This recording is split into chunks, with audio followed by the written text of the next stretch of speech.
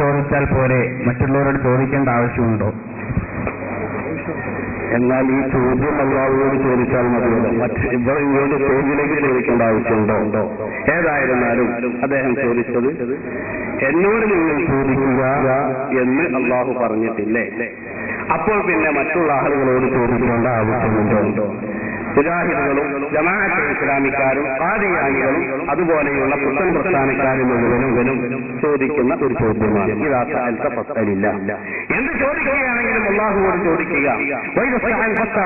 സഹായം അല്ലാഹുവോട് ചോദിക്കുക. നിന്നോട് മാത്രം ഞങ്ങൾ സഹായം ചോദിക്കുന്നു, നിന്നെ മാത്രം ഞങ്ങൾ ആരാധിക്കുകയും ചെയ്യുന്നു. സുന്നികളും അത് തന്നെയാണ് ചെയ്യുന്നത്. അല്ലാഹുവോട് മാത്രമേ ചോദിക്കാവൂ. ഉപ്പ് വരെ അല്ലാഹുവോട് ചോദിക്കണമെന്ന്. കാരണം അല്ലാഹുവാണ് എല്ലാം നൽകുന്നവൻ. പക്ഷേ ഈ ചോദിക്കപ്പെടുന്ന വസ്തുക്കൾ നമുക്ക് കൈവരിക്കണമെങ്കിൽ ചില മാധ്യമങ്ങളുണ്ട്. അല്ലാഹുവോട് ചക്ക നാം ചോദിക്കുന്നുണ്ടെങ്കിൽ വായ ഒളിച്ചിരുന്നാൽ ചക്ക വരികയില്ല.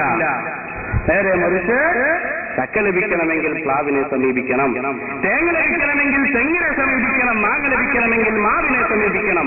ഭൗതികമായ മാധ്യമങ്ങൾ, അതുപോലെ അഭൗതികമായ മാധ്യമങ്ങളിലൂടെ അല്ലാഹു സഹായിക്കുന്നു. വെള്ളമില്ലാതെ വിഷമിക്കുന്ന സമയത്ത് ഹബീബായ റസൂലുള്ളാഹി സ്വല്ലല്ലാഹു അലൈഹി വസല്ലം തങ്ങളുടെ വിരലിലൂടെ വെള്ളം കൊടുത്തത് കാണാം, ഭക്ഷണം വർദ്ധിപ്പിച്ചത് കാണാം, ഒരുപാട് ഹദീസുകളിൽ കാണാം. വിഷയം വിശാലമാണ്.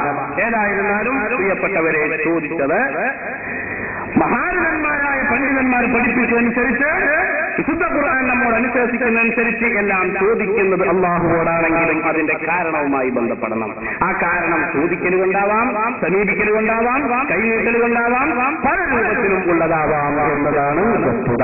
അതുകൊണ്ടാണല്ലോ ഭക്ഷണം നാം അല്ലാഹുവോട് ചോദിക്കുന്നു, ഇന്നാണ് റിസ്ഖൻ ഹലാലൻ തയ്യിബൻ. പക്ഷേ നാം അടുത്തത് അതിനുള്ള മാധ്യമായി നമ്മുടെ ഭാര്യമാരോട് ചോദിക്കുന്നു. നാം സാലിഹായ അല്ലാഹു സാലിഹായ സന്താനങ്ങൾ ചോദിക്കുന്നു. സാലിഹായ സന്താനങ്ങൾ ചോദിച്ച് വിവാഹം കഴിക്കാതിരുന്ന സാലിഹായ കുട്ടി ഉണ്ടാവും, കുട്ടി ഉണ്ടായില്ല, സാലിഹാവും. സാലിഹായ സന്താനങ്ങൾ ഉണ്ടാവണമെങ്കിൽ അതിന്റെ കാരണവുമായി ബന്ധപ്പെടണം. അപ്പോൾ ചോദ്യം അല്ലാഹുവോടാണെങ്കിലും അതിന്റെ കാരണവുമായി ബന്ധപ്പെടലാണ്. അതാണ് തവസ്സുൽ, അതാണ് ഭൗതികവും അഭൗതികവുമായ സമീപനങ്ങൾ കൊണ്ടുവരുന്നത്.